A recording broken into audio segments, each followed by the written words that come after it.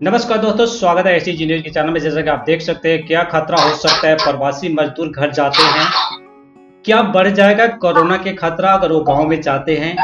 इसके बारे में हम बात करेंगे। शहर से तो लौट गए, गांव में करोगे क्या, ये भी एक बहुत बड़ी समस्या निकल के सामने आ रही है। कल ही गवर्नमेंट ने इनिशिएटिव लिया है कि आप आईआरसीटीसी से भी आप टिकट करके घर जा सकते हो। लेकिन सबसे बड़ा सवाल ये है कि क्या बिहार या तादाद में जो लोग जा रहे हैं, क्या जो गवर्नमेंट की वहां जो रूल और रेगुलेशन है, क्या उसको फॉलो किया जा रहा है। मैं बात कर रहा हूं क्वारंटीन का, जो सरकार ने 21 दिन का क्वारंटीन किया गया है। मेरे साथ अभी राजू जी बने हैं, इनसे हम सिलसिलेवार ढंग से ग्राउंड हकीकत हम जानने की कोशिश करेंगे राजू जी से कि क्या हालात हैं बिहार में। जो प्रवासी जा रहे हैं, क्या वो सरकार की गाइडलाइन की फॉलो कर रहे हैं कि क्या वहां पर फिर ऐसे ही है।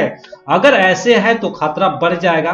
पहले तो राजू जी, आपका स्वागत है, आप एसटीजी न्यूज चैनल पर आए, इसके लिए आपका बहुत बहुत धन्यवाद। क्या देख रहे हैं। नमस्कार सर।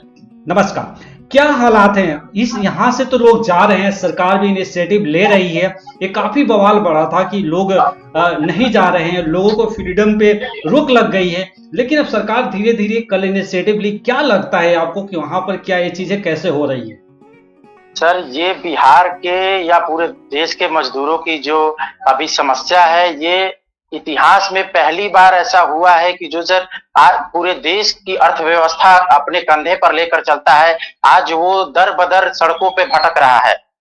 मेरे जो भी प्रवासी मजदूर भाई हैं या जो काम करने वाले बाहर में रहने वाले हैं, उनकी ये दुर्दशा हो गई है कि सर आज वो सड़कों पे दर बदर भटक रहे हैं।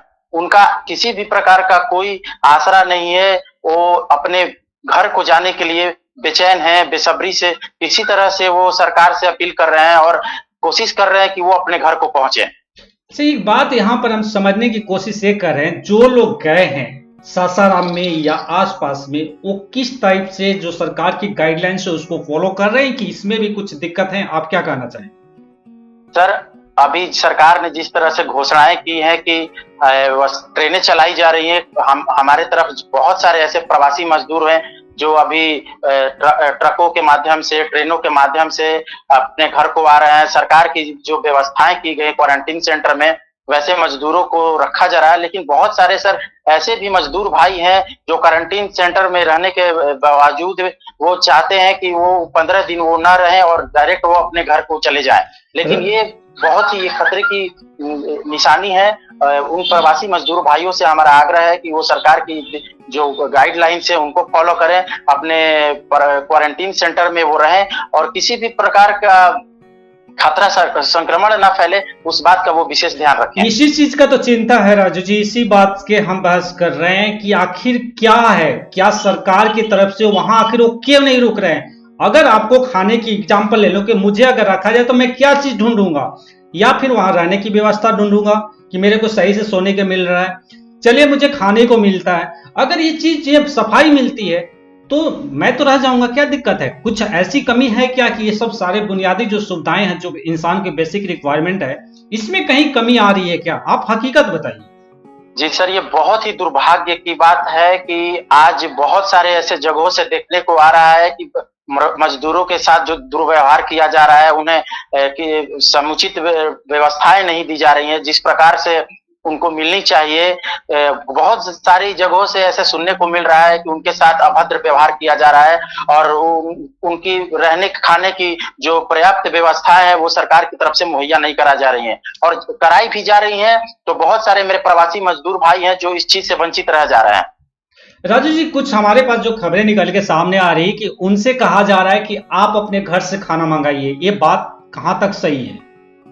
सर, अभी तक तो हमने ऐसा कोई भी सुनने को हमारे पास ऐसा नहीं खबर आया है कि आप अपने।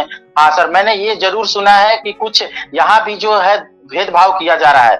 जो बहुत सारे ऐसे लोग हैं जो उच्च वर्ग के लोग हैं, उनके लिए तो समुचित व्यवस्था की जा रही है, उनको खाने पीने की अच्छी सुविधाएं प्रदान की जा रही हैं। लेकिन ये बहुत ही दुख की बात है कि जो मजदूर आज जिस दुर्दशा का शिकार हो रहा है वो बहुत ही संकट की स्थिति में है और ये काफी दुख की बात है कि उनके साथ इस तरह का व्यवहार किया जा रहा है। सरकार से हमारी आग्रह है कि उनके साथ भी उसी तरह का व्यवहार किया जाए जो सबके साथ किया जा रहा है। उनके लिए भी वैसी ही समुचित व्यवस्था की जाए, उनके रहने की, खाने की, ताकि वो उन्हें किसी भी तरह का कोई कष्ट ना हो। अच्छा राजू जी, अगर मान लीजिए उनको भी, जो यहाँ से प्रवासी जा रहे हैं, मजदूर जा रहे हैं, उनको भी पता है कि कोरोना कितना खतरा है, ठीक है, अगर मान लीजिए खुदा ना खास्ता 1% भी, अगर 1% भी मैं मान लेता हूँ कि जैसे 1 लाख में से अगर 10-20 भी अगर निकलते हैं तो गांव की हालात कितनी खराब हो सकती है, आप कुछ शब्दों में बताएं। इसलिए कि सासाराम के आसपास सब लोगों ने, पूरा इंडिया को देखा है कि कोरोना किसी जात और धर्म को देखकर नहीं आता है। जी, जिस प्रकार से सर अभी प्रवासी मजदूर ट्रेनों के माध्यम से या किसी भी स्रोत से वो अपने घर को जा रहे हैं, ये बहुत ही चिंता का विषय है। और वैसे प्रवासी मजदूरों से भी मैं आग्रह करना चाहता हूं कि वो क्वारंटीन सेंटर में रहे। अगर किसी भी प्रकार का उन्हें कोई महसूस होता है कि उनमें किसी भी प्रकार का कोई बुखार है या किसी भी प्रकार को कोई लक्षण मिलता है, तो वो जांच कराएं। इससे आप खुद को बचा सकते हैं। और आप जहां जा रहे हैं, आप सोचिए कि आप अपने घरों में जा रहे हैं और आपके वहां चाहने वाले, आपके बच्चे, आपके परिवार, आपके आसपास के जो भी रहने वाले हैं, आपसे संक्रमित हो सकते हैं। इसलिए आप सभी से हाथ जोड़कर प्रवासी भाइयों से मेरा आग्रह है कि आप अपने घरों को जाने से पहले आप अपना समुचित उपचार कराएं और तभी अपने घर जाएं।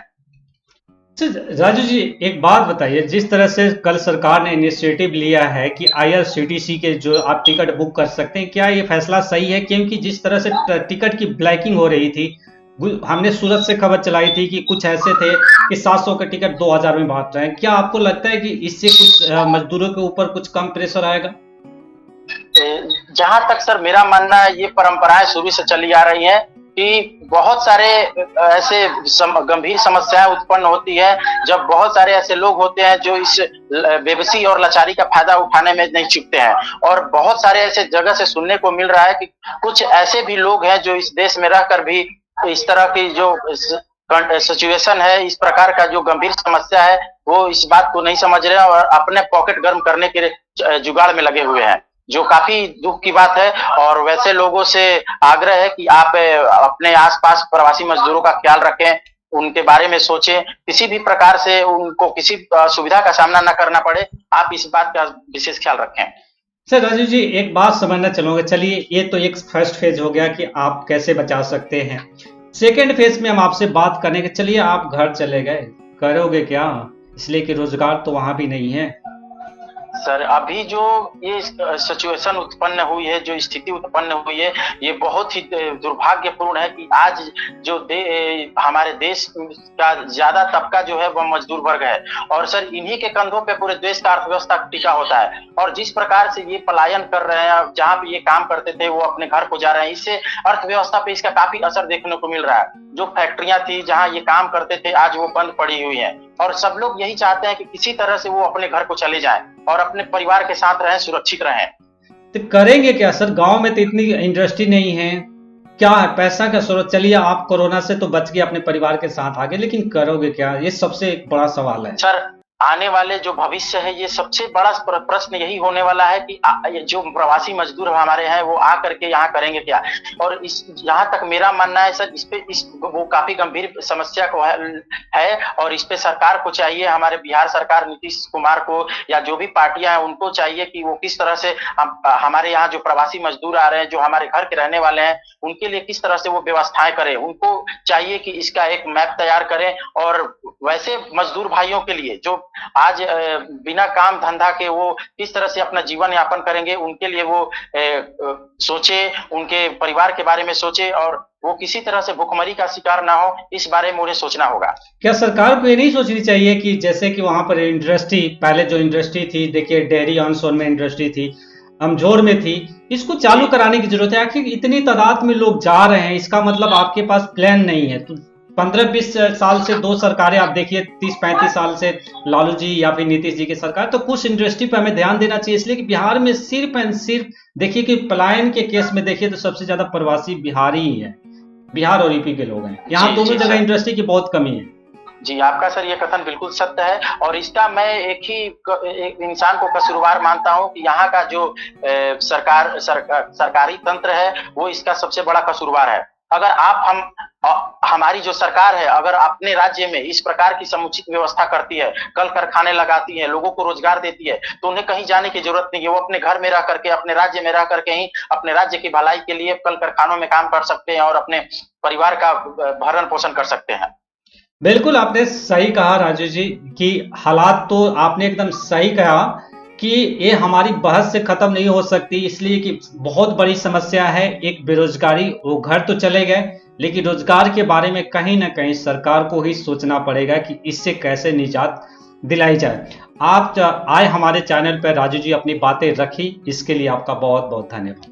बहुत बहुत धन्यवाद। और मैं सर एक बार पुनः आपके चैनल के माध्यम से आप सभी दर्शकों से आग्रह करता हूं कि आप अपने घरों में रहें, सुरक्षित रहें और अपने परिवार का ख्याल रखें और सरकार की जो दी हुई दिशा निर्देश है उनका पालन करें और इस कोरोना महामारी से लड़ने के लिए एकजुट होकर के दृढ़ संकल्प लें। और ये जो समस्याएं आई हैं एक दिन हम इससे जरूर जीतेंगे और जो आने वाली समस्या है उनके लिए भी हमें पहले से सजग और सचेत होना होगा। किस तरह से हमें लड़ना होगा, इसके लिए हमें समस्त देशवासियों को, राज्यवासियों को एकजुट होकर के इस संकट की स्थिति में हमें अपने आप को दृढ़ संकल्प लेकर के इस महामारी को हराना होगा। आप और बहुत बहुत धन्यवाद सर, आपने अपने न्यूज चैनल पे हमें लिया। बहुत बहुत धन्यवाद। Thank you so much Raj, thank you.